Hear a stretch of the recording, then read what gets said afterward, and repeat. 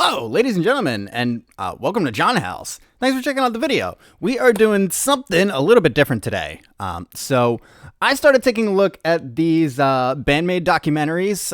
The first one, the Misa documentary, is actually live on the Patreon right now, so you guys can go check that out. $3.50 a month pays the cover. You get to check that out, plus some of the other amazing content that we got going on over there. But today, we're going to be looking at the KANAMI documentary. So I'm excited to dig in. Let's get to it. Links are in the description, all that stuff. Subscribe. If you haven't subscribed to the channel, what are you doing with your life? Just do it. Just real quick. Just go do it. It's okay. Okay, I love you. That we've talked about Psyche, I have to introduce you to her biggest fan.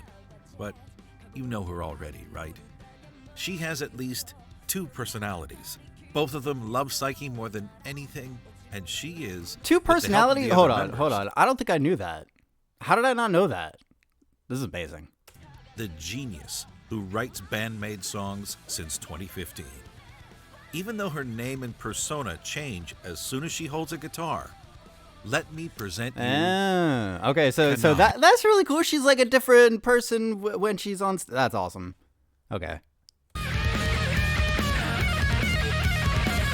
I don't know what that song is, so I can't hear it. KANAMI was born on September 28th in Kanagawa, a prefecture very close to Tokyo, which includes the cities of Yokohama and Kawasaki. She is the youngest child of her family with an older brother and sister.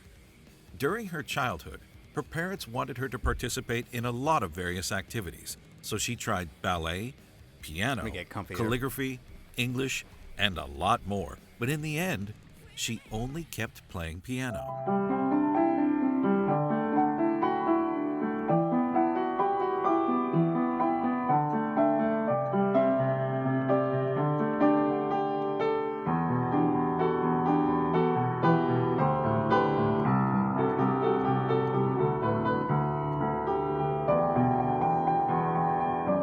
Side note.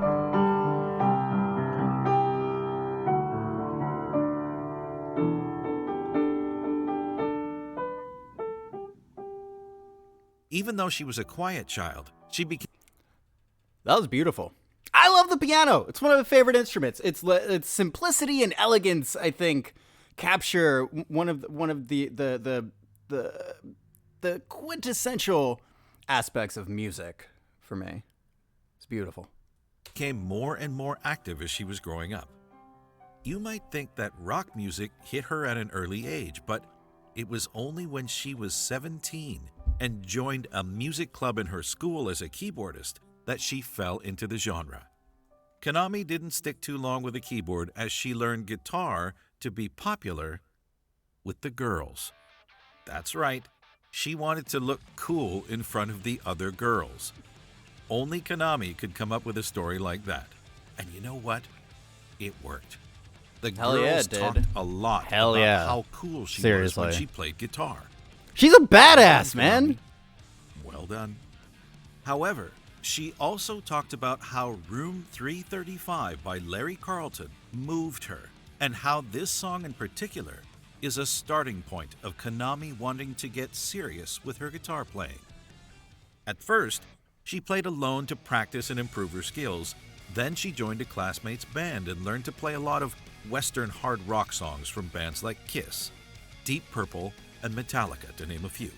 It was also during her high school senior year that KANAMI started to write songs. But once she got to university, she decided to become a singer/songwriter. She was going to a regular university as her parents decided for her.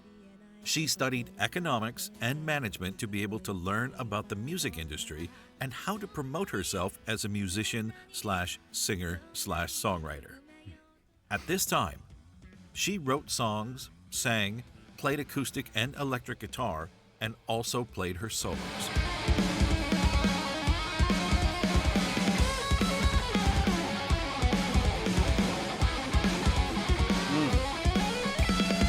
With all these skills, KANAMI kept working alone and learned programming to create her own songs. The only problem was that she didn't really like to sing. Yes, you heard me. KANAMI didn't like to sing. sounds weird, right? As she seems to love doing backup vocals with BandMaid.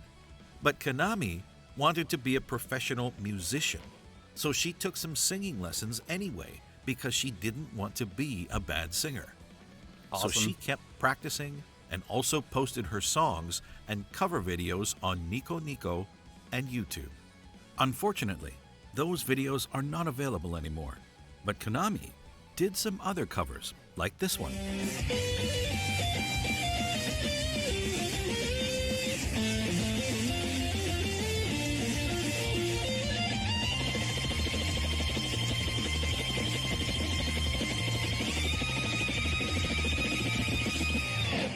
I'm sure you can see where I'm going, right? A little someone you already know found KANAMI's videos and contacted her through the talent agency during the year 2013. They met, Miku played some songs to KANAMI to see if she was willing to join, and she immediately said yes. Even the maid outfit wasn't a problem for KANAMI, as she used to wear the same kind of outfit during a school culture festival just a few years before. Please note that KANAMI is the only member of BandMaid who didn't even hesitate to join when being informed that every member will have to wear a maid outfit during live performances. That's our girl. Now that KANAMI is part of BandMaid, the female hard rock band started to record songs, and even though KANAMI wrote songs for a while, all the lyrics and arrangements were provided by other songwriters. Of course, she tried to write song after song for almost 3 years, but they were rejected by management. Finally, Psyche believed in KANAMI's songwriting talent, which is one of the main reasons why she kept writing again and again. If there are people close to me who accept my music, I must do my best. Yo, that's so cool, We are though. now- That's so, like, to imagine, like, just being stonewalled for 3 years straight about the thing that you're, like, most passionate about. And then, like, how many of us would give up? Like, I don't know. Speaks to the, really, I think, to the whole essence of the band.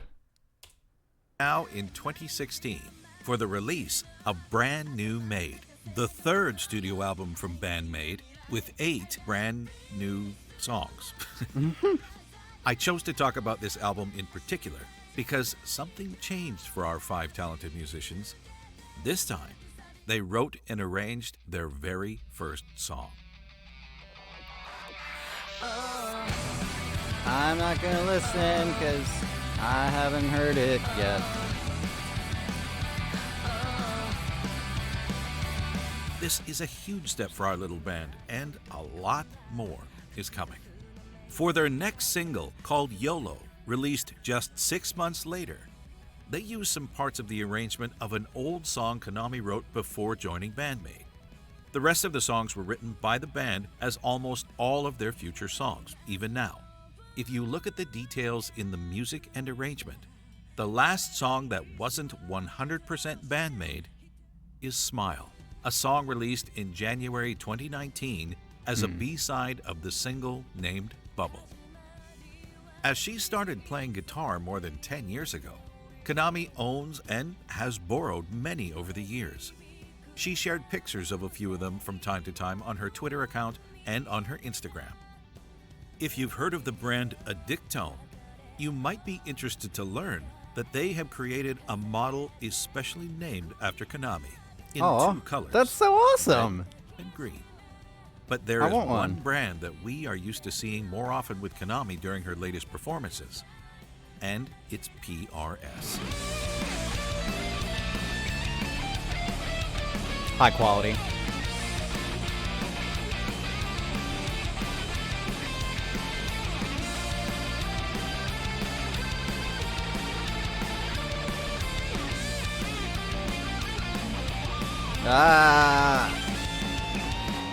In fact, she started to use a PRS guitar in 2016 with a model 408 Fire Red Burst, borrowed from a guitarist amongst BandMaid's crew. You can easily see if KANAMI plays with a PRS guitar because she only has the ones with the bird inlays on the neck, and KANAMI seems to love them.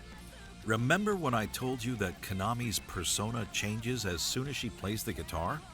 Well, even she is not aware of these changes, but the other members mentioned this aspect of her personality a few times. Saiki and Miku talked about KANAMI during the second pilot episode of Bandmade Nippon. まずはじゃあギターのかなみちゃん。はい。なんだろう、小バトが多分一番バンドメイドでやばいって思われてるるんですけど、かなみちゃんもなかなかだと小バト思うギター持つともすごういなんかキャラが変わるんだよね。人がもう違うオラオラしてるんだよね。オラオラかっこいいだ感じになっし、ちゃうすごくこうのけぞってギター弾いちゃうみたいなで普段はそんな自分が前にっていうタイプじゃかなみちゃんないけど、ギターソロになるともう誰よりも前に出ますみたいな、私を見てなるっぽ感じ。 Oh, you want to see it for yourself? All right. I think I have it on tape somewhere. Sure do. Let's see. No, that's not the one. Ah, there you are. He's funny. Well, be prepared for some crazy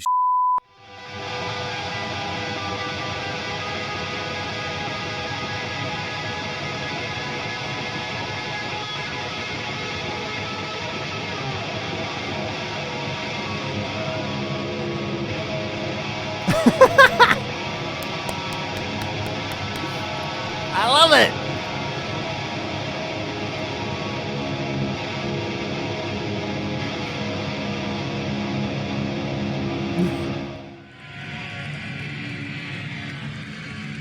Get a different angle. That's what's up.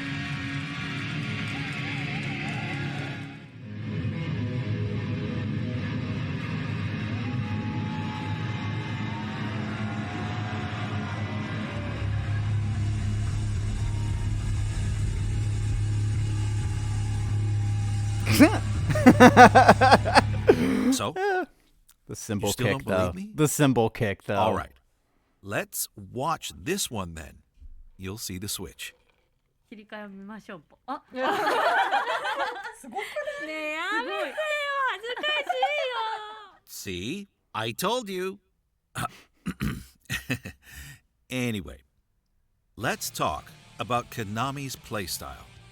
If you didn't already know, I'm no musician, so I won't be able to give you any relevant elements regarding her playstyle. Fortunately, I have some special guests to help me with this part. I love this. You might dude. already know them. and Hold on, watch their hold videos. on. Just the documentary series that Ohrenje has put out is it's phenomenal. Like seriously, thank you. Just thank you. You're amazing. I love it. On YouTube, but today they each have 60 seconds to talk about KANAMI. Gentlemen, the mic is yours. 60 seconds is not enough time to talk about what Right? makes KANAMI special as a guitarist, but let's start with the fact that she was classically trained on piano. She's a genius composer. She structures the musicality, instrumentals of the Bandmade songs, yet she brings it to her band and doesn't let her ego get in the way of them helping her to perfect the sound. Everything is driven for making the best song possible. She's also such a rock star on stage, even though she seems to have a timid, shy personality, but she's also goofy and has fun interacting with her bandmates. But the number one thing I love about KANAMI is she writes some face-melting riffs and guitar solos that is very important for a rock guitarist to do. For sure. And she's able to stuff so many riffs into each song and make it flow so well without detracting from the other music, but creating a cool soundscape foundation. And that's why you shut up while KANAMI is speaking. There are a lot of That's guitarists right. in this world that are really fantastic, very fast, precise, clean, and can do pretty much anything with a guitar that they need to be able to do. But I find that there are very few guitarists in the history of music that are able to communicate with people via the guitar. There's Yes. a difference between Totally agree. just playing the notes and having that guitar sing to you. People like Jimmy Page, people like Carlos Santana, Slash from Guns N' Roses, I think that they all have this special it factor. It's something that is almost impossible to put your finger on. It's an intangible quality. But ultimately, I think it comes down to having this extra creative bone in your body. Let's call it the page bone. And I think KANAMI absolutely has that.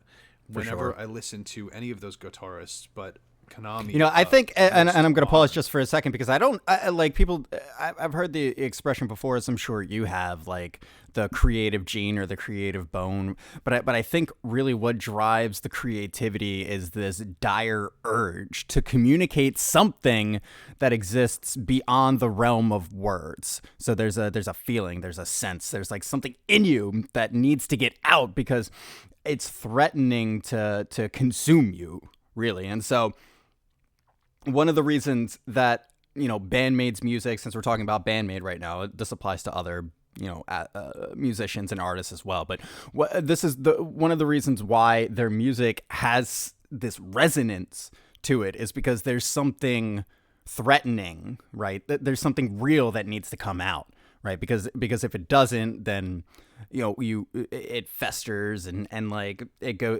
So there's like a dire urge to get this thing out, and I think that's part of, you know, a huge part, maybe the whole thing as to why, like, what this difference is.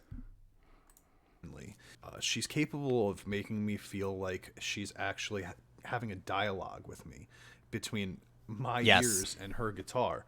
Even though it's a one-sided dialogue, I feel like I'm understanding what she's trying to say with the guitar. Right. But there's like a reciprocal emotional reflection. Like when you listen, something happens within you, and so there is almost like communication. It is almost like a dialogue because even though you're not talking to her face to face, she's saying something to you, and in response, you're feeling something back for what she's created.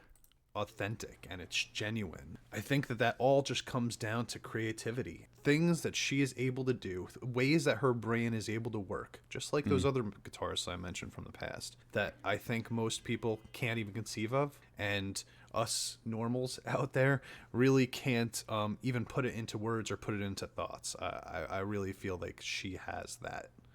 And it's something that's very special. Something that Completely contributes to KANAMI's excellent guitar style is her ability to have many techniques down on the electric guitar that help you craft your own style, meaning she has tapping and sweeping down where you can mix those two. Like if you were to go sweeping down the guitar and halfway through you start tapping with your fingers. So her ability to mix those techniques together is something that really contributes to her style of playing. This reminds me of guitarists like Santana, Stevie Ray Vaughan, Jimi Hendrix, Slash, and I don't mean in the way of they're playing. I actually mean in the way of when I go listen to these guitarists, I know that is that guitarist playing. So if KANAMI is playing, I know that's her playing when I'm listening to a BandMaid song. It's like if we subbed her out with Jimi Hendrix or Slash, I would instantly know that Jimi Hendrix or Slash is playing in a BandMaid song. I wonder what that would sound like. That is something most guitarists dream to achieve, and sometimes don't even get to that or having that unique sound where they're instantly recognizable. So what is it about KANAMI that I like so much? When you have a guitarist that does nothing but serve the song from creation to finish, never worried about ego.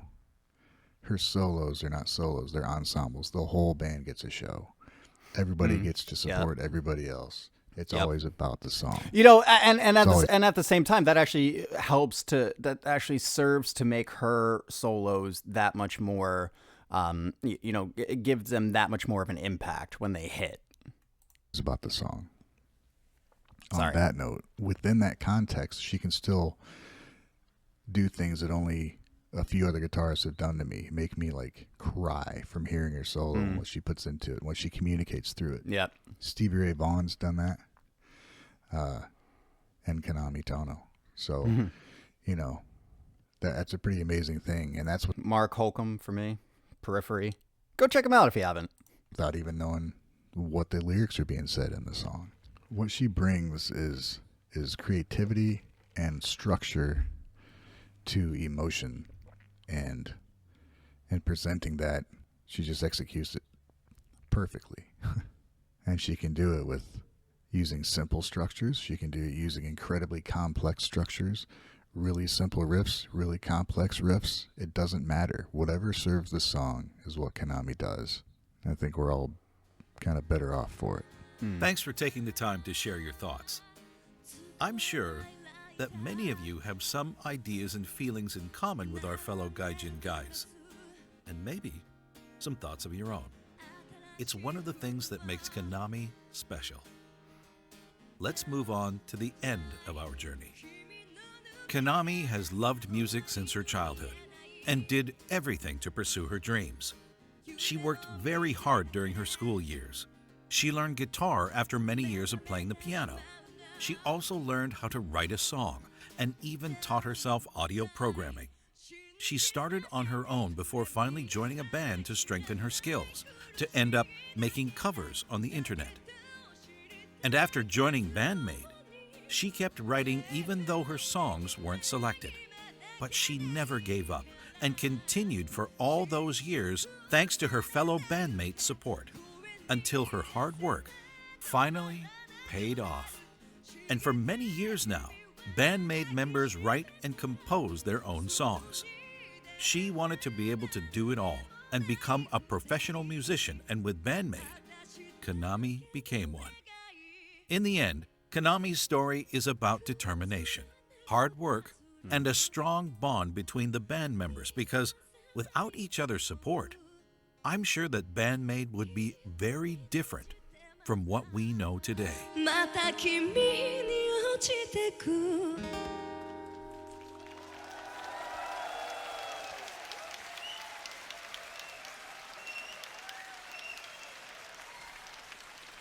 Awesome. I mean, really just a well done documentary. Just from start to finish. You know, I mean, what more can you say about Kanami? That was very informative, and a lot of fun. It was a lot of fun. So, let me know what you guys think of the video. If you want to see more of these, I'm definitely down to do more. So drop a comment. Let me know what you think. Subscribe to the channel if you haven't already. Super thanks are active. I don't know if this video will have super thanks, but you know, if it does, you could be like, hey, you know, thanks, and I'll love you. Okay. All right, I'm gonna get out of here. I'll catch you in the next one, guys.